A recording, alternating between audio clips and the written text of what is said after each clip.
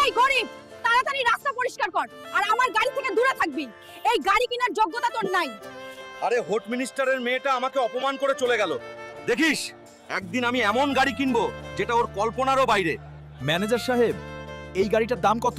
আগে নিজেকে আয়নায় দেখ, তোর মতো গরিব এটা কিনতে পারবে না। হাস, যত খুশি হাস।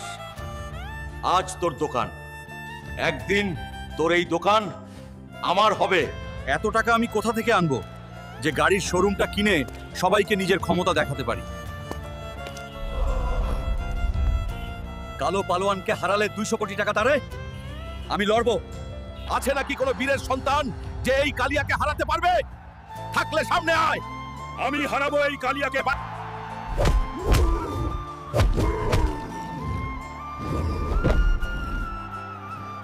বন্ধুরা, ভিডিওতে লাইক ও সাবস্ক্রাইব করো, তাহলে আমি শক্তি পাবো।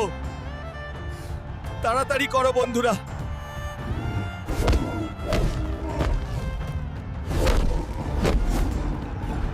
কালিয়াকে হারিয়ে সবুজ পেল 200 কোটি টাকা।